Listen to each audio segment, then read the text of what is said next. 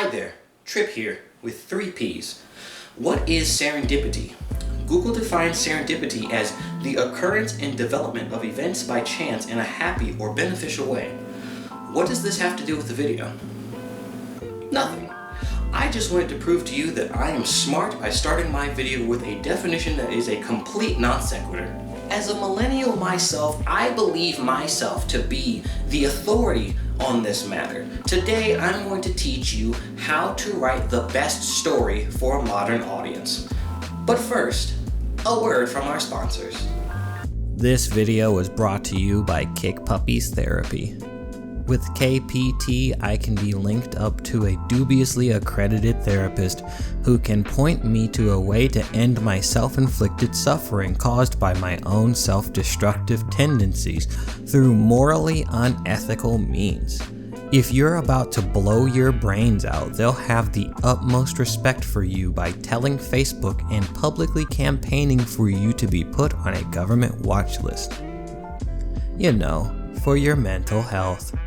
The best part is that this can all be accessed from my phone and paid for through Google Pay or Apple Pay. HIPAA guidelines are a suggestion and are a hindrance, not a safeguard.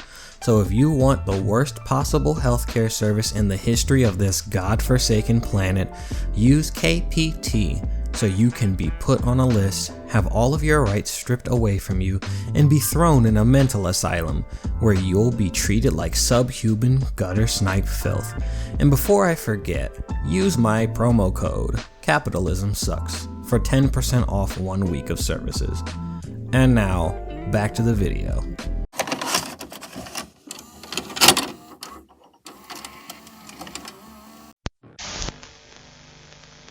Now, much akin to the red car law, there is Friedrichs Principle. And using Friedrichs Principle, we can begin to understand where to start. And in order to start, you must understand one thing: key.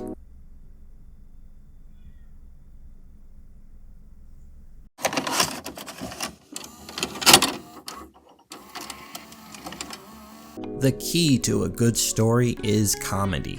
The key to comedy is to never shut the fuck up. Silence allows your audience to experience other emotions besides happiness. Unhappy emotions are uncomfortable, and that's not good. Now, never being quiet is important, but we must discuss what is being said in the non-quiet. There are 3 key assets at your disposal that are key to the success of your key story. 1. Your jokes need to have some social commentary. How can we do this? Use any of these buzzwords and your dialogue instantly has witty social commentary. Capitalism, gentrification, colonialism, rights, establishment, the system, oppressors, privilege. You get bonus points if you can combo them up. Do you need to know what these words mean or how to use them? Of course not. You only need to appear intelligent, not actually be intelligent. 2. You must point out when something absurd or outlandish happens. Every time. No, you cannot come up with a different reaction. Self-awareness is always instantly funny. 3. An instant comedic moment can be created by making one of the male characters admit that they are insecure. Men being humiliated and humbled is always a surefire hit, and it isn't part of a weird sexual fetish. 4. Anyone with an Anglo-Saxon based accent must be the most absurd caricature of that accent. An Australian cannot have a realistic accent. It must sound like, "Isn't Deadshot supposed to be white?" 5. If something ends up not being that funny, and you know it's not that funny, just keep making the character talk. It will eventually be funny. If you're extremely desperate, make the character explain the joke. If that fails, make them over-explain it even further. If that fails, hold the audience at gunpoint and make them laugh. But there are times when the comedy must stop.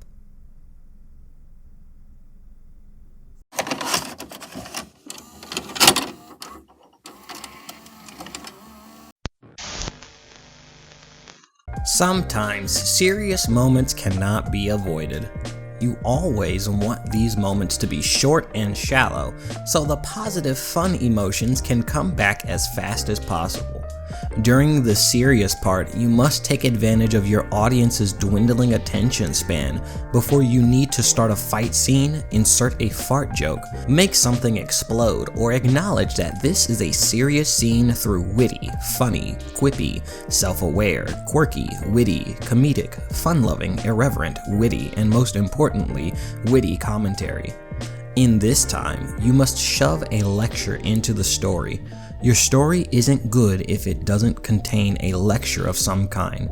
This lecture must make no fucking sense for the character in the story, and the person getting lectured needs to be a character everyone loves. I was stripped of love when I was a child, so no one should experience love. When the serious scenes start, just play really loud music and make a character cry for no reason. That does all of the heavy lifting. Of course, this world needs to be populated by a population of people, and those people are characters. Per the Hercules theory, a character is a person, but not real. Adhering to Friedrichs Principle, your main character is the center of the universe, just like you are. Your main character can never be in the wrong. The only person's trauma who is valid is the main character's. For all intensive purposes, your main character is you. Make everything about your main character's appearance perfect. Even when they are supposed to look imperfect, make them perfectly imperfect by making sure their hair is perfect, their teeth are white, and they have no blemishes or scars of any kind. When it comes to their clothes, make sure they always wear a jacket and have their sleeves rolled up. Always. Make your character do something fucked up and never talk about how fucked up it was. The most you're allowed to do is have the main character feel bad about it, but everyone is unconditionally okay with it. Hard work is not easy, and writing your story so your character has to work hard isn't easy either, so don't make them work hard. Just give them everything you want them to have on a silver platter. As much as the world in your story should be about you, there are unfortunately other dumbass people and characters that don't really matter, but we have to work on them purely out of obligation. First rule: the female version of a male character is always better in every way. Female characters are just as strong as male characters. Until they aren't for the sake of a joke. Honestly, everything is at the expense of any joke that comes to mind, even character deaths. The only way for a character to have personality is to be an unrealistic cartoon person that could never exist in real life because it would be too fucking exhausting to be that much of a goofball in real life. And of course, you have to make a villain, per Glorm's decree. Although it is in direct opposition to Friedrichs Principle and the Hercules theory, Glorm's decree overrules both. It all comes full circle here. Key. Marco's key is the practice of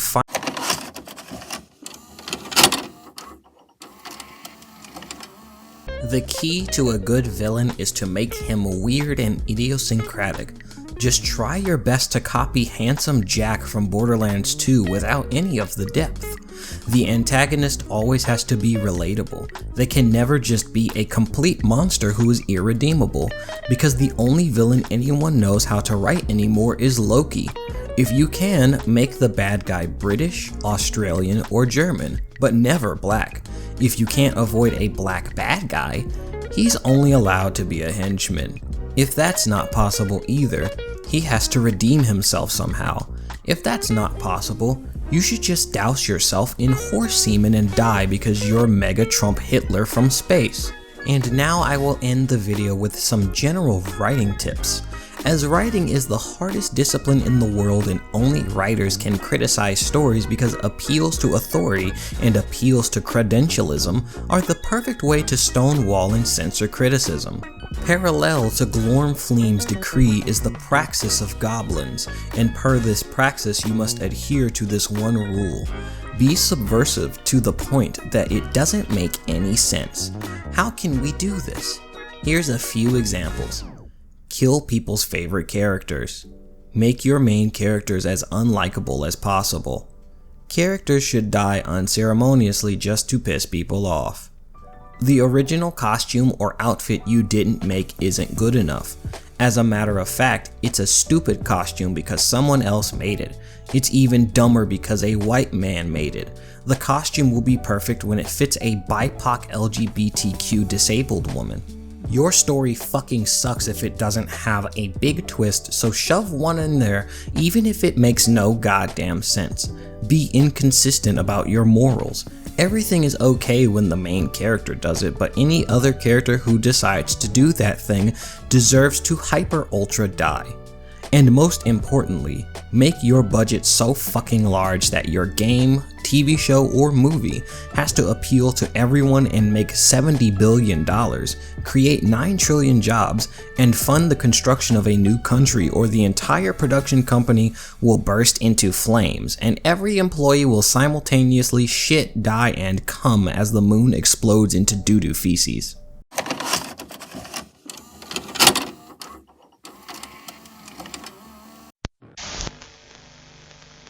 So what have we learned today? Red car law, Friedrichs Principle, the Hercules theory, Glormfleem's decree, and the praxis of goblins. So here's the thing. I fucking hate Trump.